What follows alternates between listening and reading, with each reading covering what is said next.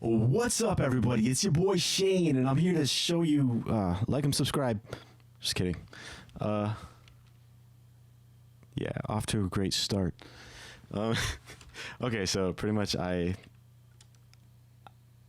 got my scene open that you saw from that animation, and I imported that same mocap file I sent you. Pretty much, I imported it onto this guy, the guy that gets hit. Get off my screen. And let's see, over here, this is the sort of like the dope sheet in Poser. They call it playlist, I think. Yeah, I think so. Anyways, so like this is the end of the animation. Then I put a gap here, imported the motion data. I kind of tried to stretch that out already a little bit because I have this at 60 frames per second, which I usually don't work at, but I was trying to get that video game look. So when it plays out, you see that it's just kind of on there. It doesn't line up. And the timing's not perfect, but whatever. For example purposes, I'll show you what I mean. So I'll select his hip, and I've got the XYZ trend, and we can see like in the curves that it doesn't quite line up. It goes off to the side, so I'm just gonna grab all of the keys and try to line them up. It's probably not gonna be perfect.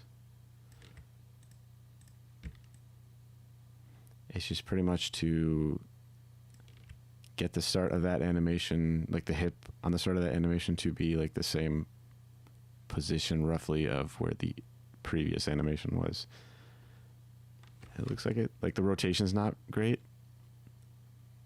but I'm not going to worry about that right now. Let's see, I'm just gonna slide it all closer.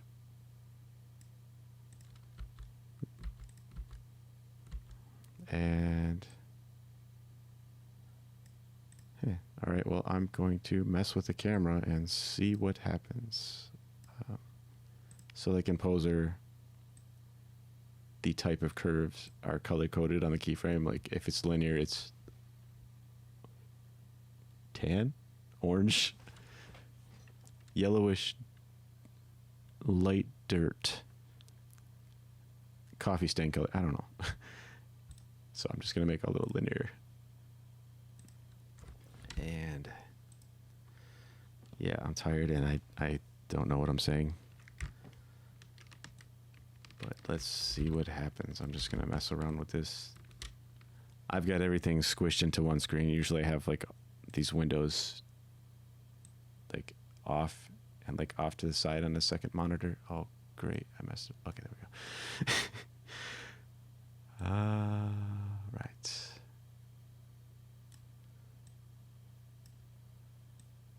Let's see, I'm going to shorten this for sanity purposes. Nope, that's the same exact. No, don't go to 26 frames. Okay, 200. Got to be careful because they don't let you undo shortening the length of the whole scene file. Like if you didn't save and you go from like 200 frames to 10 by accident, hopefully you saved, because that will be gone. And I've done that before. Sad times, I tell you. Yeah, where was I? Right, lining up this. Okay, I'm just gonna mess with the camera, just for the sake of fun. I don't know what's gonna happen, but this is just kind of how I might blend this. Oh, whoops. If it was for real.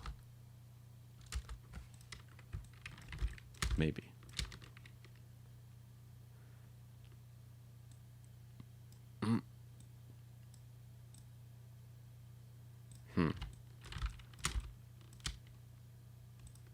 Would I really do this though?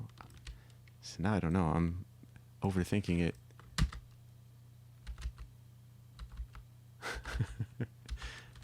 Yeah, for the heck of it, I'm just gonna add an extra camera shake right here, just to see what happens. Sometimes I'll manually do it and just like arrow the keyframes. Or sometimes I'll just go into pitch. I mean, graph editor for the pitch and just manually do stuff like this.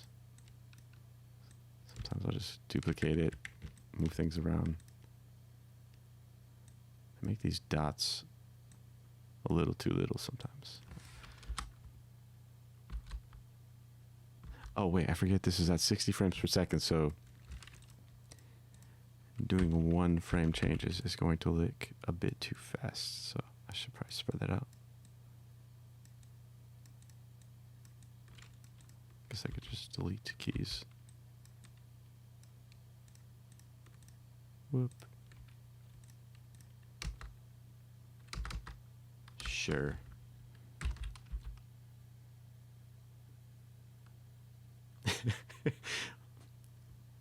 It's not perfect, but at least you can kind of see like what I might do to blend it.